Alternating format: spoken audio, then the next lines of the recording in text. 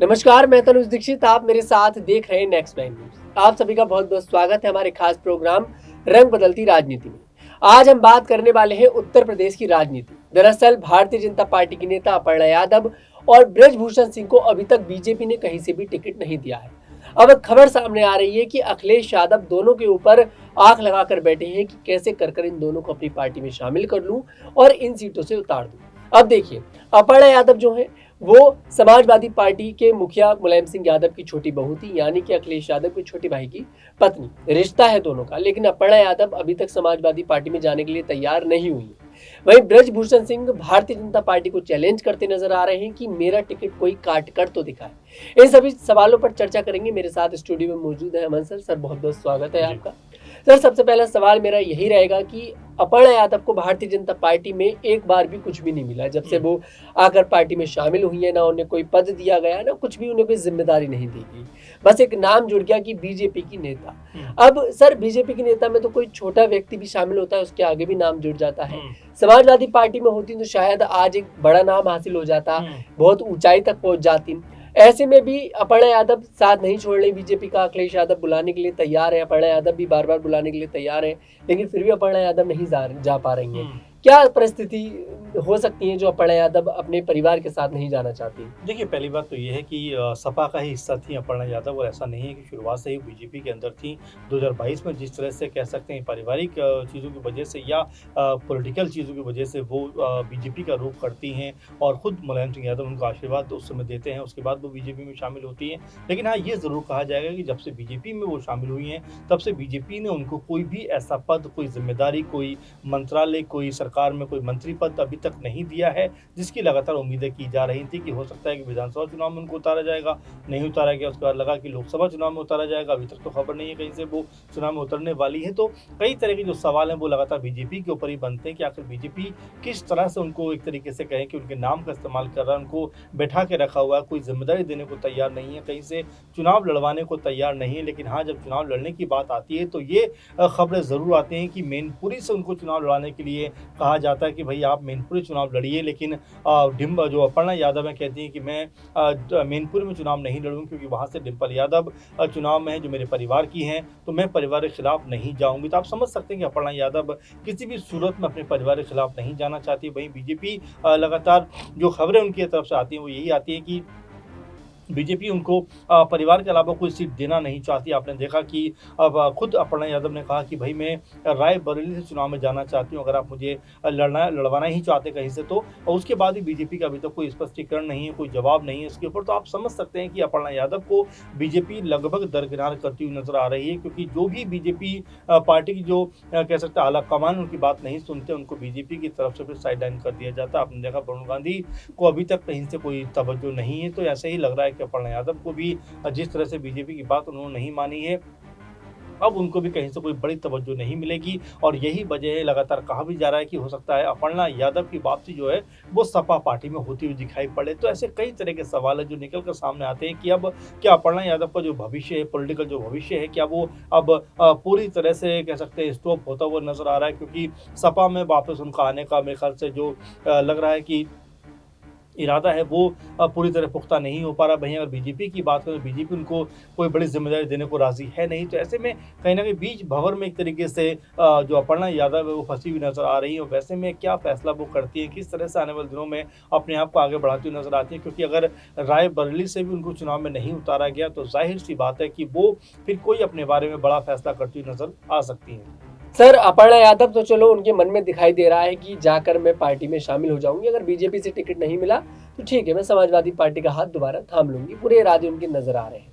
लेकिन ब्रजभूषण शरण सिंह की अगर बात करें, वो तो भारतीय जनता पार्टी को चैलेंज कर दिखा रहे हैं कि मेरा टिकट को यहाँ से काट कर दिखाए।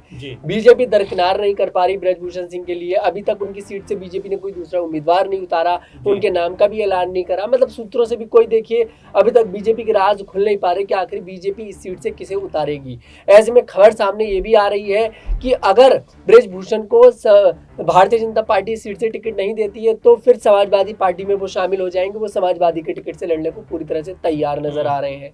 तो क्या दिखाई देता है, ब्रजभूषण इस बगावत के लिए तैयार नजर आ रहे हैं आपको? देखिए, ब्रजभूषण को लेकर लगातार खबरें सामने हैं क्योंकि जिस तरह की बातों को वो करते हैं, जिस तरह का अंदाज वो सामने रखते हैं, जिस तरह से अपनी ताकत का परिचय बारंबार देते हैं, वो ये बताते हैं कि मेरा कोई कुछ बिगाड़ नहीं पाएगा, चाहे बीजेपी का आला कमान हो या बीजेपी का कोई बड़ा नेता हो, मेरा कोई कुछ नहीं कर सकता। आपने देखा कि बारंबार जब वो कोर्ट में जाते हैं तो काफ़ी मुस्कुराते हुए नजर आते हैं, हंसते हुए नजर आते हैं, कोई गिला शिकवा, कोई कह सकते हैं शिकन उनके चेहरे पर नजर नहीं आती, जिससे ये पता चलता है कि उनको अपने किए पर कोई अफसोस नहीं है। क्योंकि जिस तरह का उनका रुख नज़र आता है, लगातार वो यही बात कहते हैं कि किसी में हिम्मत नहीं है कि मेरा टिकट काट सके। लेकिन अब शायद बीजेपी को भी मजबूर होना पड़ेगा कि 7 मई को उनके खिलाफ फैसला आने वाला है और जिस तरह से केसरगंज की बात करें 2-3 मई तक यहाँ पर जो है नामांकन भरने का जो कह सकते हैं तारीख है, तो ऐसे में अब बीजेपी को फैसला करना है कि क्या यहाँ से ब्रजभूषण को ही उतारा जाएगा या फिर ब्रजभूषण के अलावा किसी और नाम पर यहाँ पर मोहर लगती हुई नजर आएगी। तो अब ये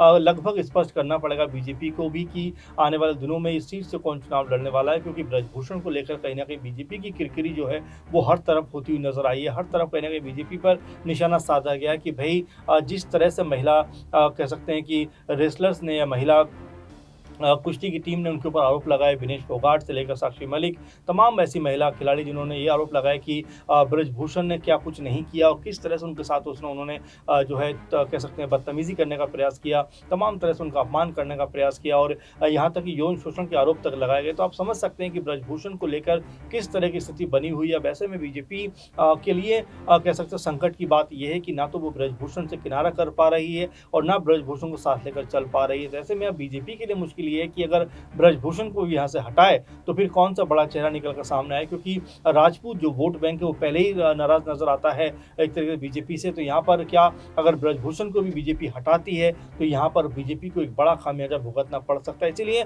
बीजेपी जो है बहुत सोच समझ के सीट के ऊपर फैसला करने वाली है कि क्या कुछ किया जाए, कैसे कुछ किया जाए, क्योंकि अगर ब्रजभूषण ही यहाँ से उतरते हैं तो लोग नाराज हो सकते हैं और ब्रजभूषण को हटाते हैं तो यहाँ पर जो राजपूत वोट बैंक है वो उनके हाथ से छिटक सकता है। मतलब ये मान लिया जाए कि ठाकुर वोट जो है, राजपूत वोट वो है जो है, उनके लिए भारतीय जनता पार्टी उनके डर से ब्रजभूषण को वहां से नहीं हटा पा रही है। वहीं अखिलेश यादव देखिए पूरी चाल बनाकर बैठे हैं कि बस एक बार बीजेपी इस सीट से अपना उम्मीदवार उतारे और मैं फिर ब्रजभूषण को यहाँ से उम्मीदवार बना दूं। अच्छा, बीजेपी आपको नहीं लगता कि ये इस चीज का भी इंतजार कर रही है कि पहले समाजवादी पार्टी यहाँ से अपना कैंडिडेट उतार दे, उसके बाद हम डिसीजन लें, क्योंकि वो भी कहीं ना कहीं डरती हुई नजर आ रही है इस चीज से। देखिए, आज 28 तारीख हो रही है और जाहिर बात है 2 से 3 दिन का वक्त बचा है जहाँ पर आप नामांकन कर सकते हो। ऐसे में अब पहली बाजी दूसरी बाजी का कोई खेल बचा नहीं है। सीधी सीधी बात है कि अब आपको यहाँ से अपना नाम, अपना चेहरा अनाउंस करना पड़ेगा। अगर आप नहीं करते हैं तो फिर आप इलेक्शन से भी बाहर हो सकते हैं। तो कुल मिलाकर अब जो स्थिति है बड़ी स्पष्ट है और सामने है और बहुत जल्दी में आपको फैसला करना है, क्योंकि बहुत समय आप नहीं ले सकते। यही वजह है कि बीजेपी को लेकर तमाम सारी बातें कही जा रही हैं कि ब्रजभूषण से आगे बढ़कर उसको देखना पड़ेगा, ब्रजभूषण के अलावा उसको किसी चेहरे पर गौर करना पड़ेगा। अब वो चेहरा कौन सा है, कोई महिला चेहरा हो सकता है या फिर ब्रजभूषण के परिवार का ही कोई शख्स हो सकता है। ये अब देखने वाली बात होगी, क्योंकि बीजेपी जो खुद कहती है कि परिवारवाद जो है नहीं करना चाहिए, परिवारवाद से आगे बढ़कर देखना चाहिए। तो तमाम सारे ऐसे मसले हैं जो बीजेपी के लिए मुश्किलों का सबब बनते चले जा रहे हैं। अखिलेश यादव जरूर इस फिराक में होंगे कि बीजेपी पहले अगर प्रत्याशी का अनाउंसमेंट करती है तो वो उस तरह से रणनीति बनाकर अपना प्रत्याशी उतारें, लेकिन इस चक्कर में कहीं बहुत देर ना हो जाए। तो ये भी समझने की जरूरत है यहाँ पर बीजेपी और जो इंडिया गठबंधन उनको भी कि यहाँ से जो प्रत्याशी उतारना है उसको जल्दी उतारा जाए। कहीं ऐसा ना हो कि उनका प्रत्याशी उतारने में वक्त जो है वो ज्यादा लग जाए और यहाँ पर तैयारी करने का जो मौका है वो उनको ना मिल पाए।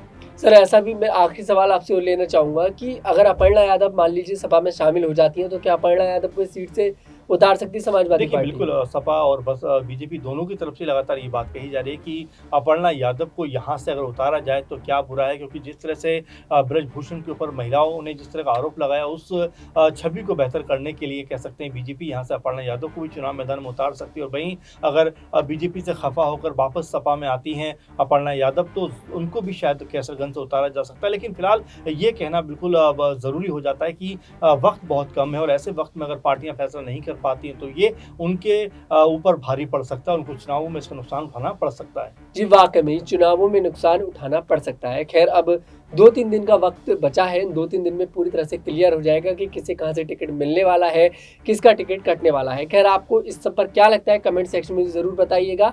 अगर आपको हमारा वीडियो पसंद है, हमारे वीडियो को लाइक करें, शेयर करें और हमारे चैनल को जरूर सब्सक्राइब करें।